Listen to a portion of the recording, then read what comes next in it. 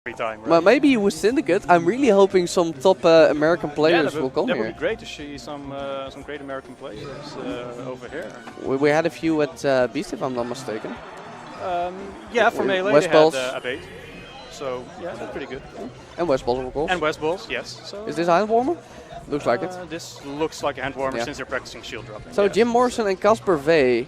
Yes, they've also been a static team Hey, for a while. look at the top right. Isn't it KasparV? Yes, I'm pretty sure it is KasparV, yes. Oh, so that E should be in the A. Hey, Binky! Binky! Binky! Die E is een A bij Kasper. Die E moet een A zijn. Vraag de man eens maar even. Gotta get their names right, you know? Yeah.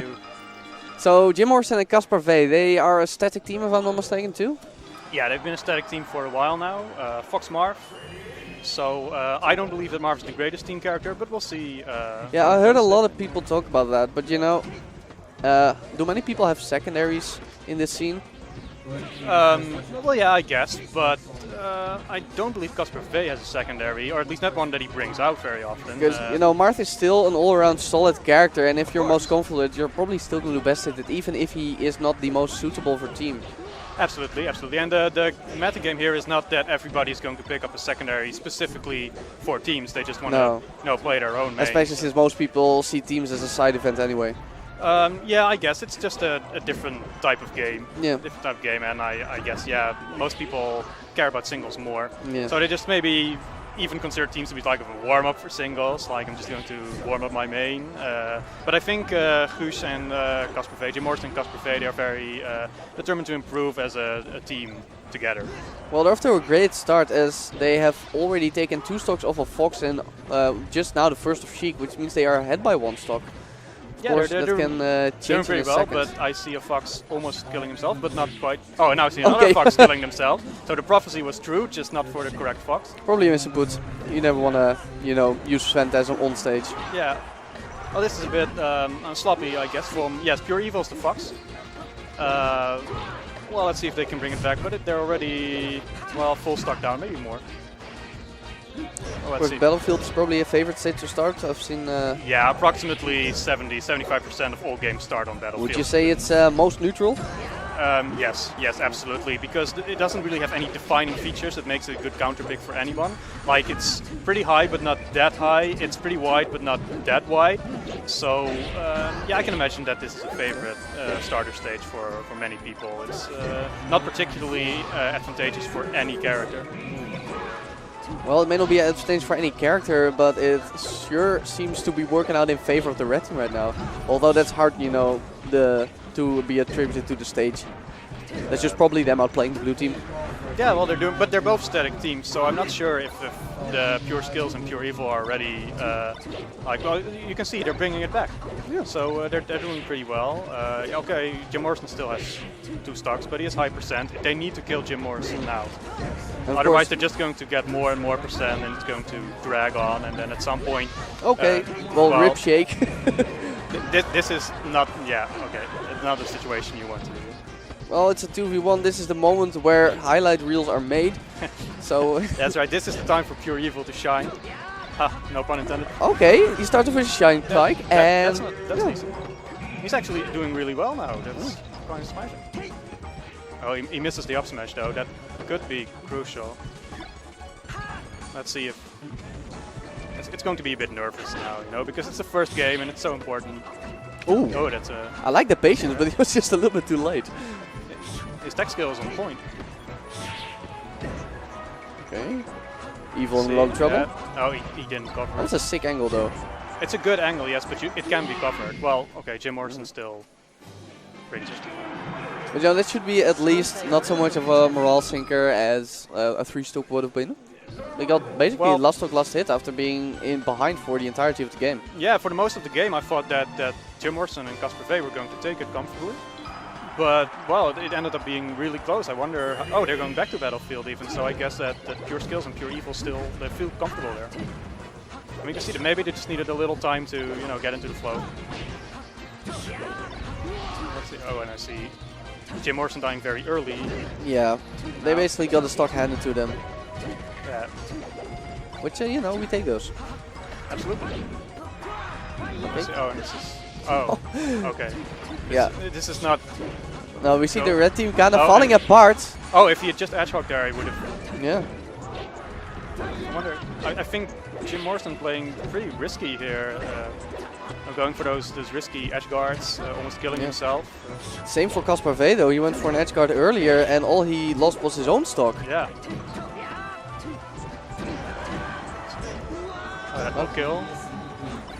Yeah, he covered it well. But he can make it back. That's well covered.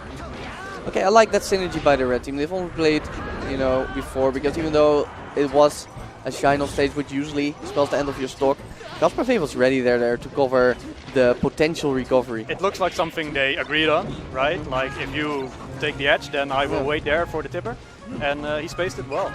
Often with static teams though, there aren't even so much agreement as that you play together for such a long time, you know what you're gonna do, so you automatically know where you gotta be. It's intuition, right? Yeah. Well, when Sheik was recovering there, Fox could also have, you know, tried something himself, because when Sheik lands on the stage, there's a lot of lag. But Fox was aware enough of the situation just to hang and let Marv deal with it. That was well done. Despite that synergy though they are behind significantly. Yes, they have to. Oh? And Fox again. How did he not grab the ledge right there? Well, the ledge here has some funny mechanics, and it's not always completely sure how it works. The thing is, if you hold towards the stage when you try to grab the edge, then you won't take it.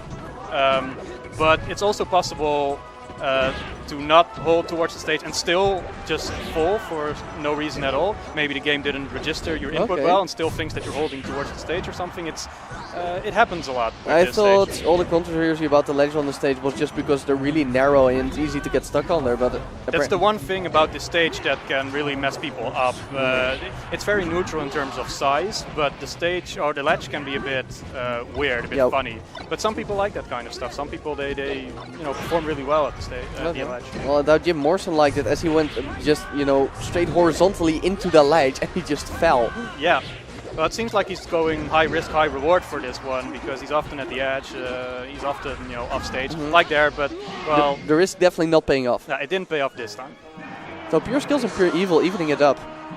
And solid game too. Now, I'm pretty sure Jim Morrison and KasparV have been in the scene for a lot longer. Am I correct? Jim Morrison has been around for a while, yes, absolutely. KasparV is a little bit newer, but still he's been playing for a few years. Not sure if he could be considered a documentary kid, as they call them, but he's been around and he's been improving very fast. So as you can see here, he's doing well.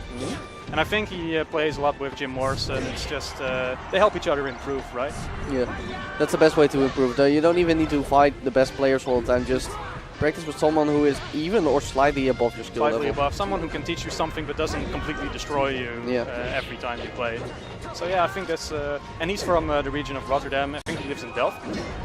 So that's a good region for Melee in the Netherlands. Lots of practice. He's very active, so I expect to see him improve even more. And I'm actually pretty impressed with the way he plays in teams.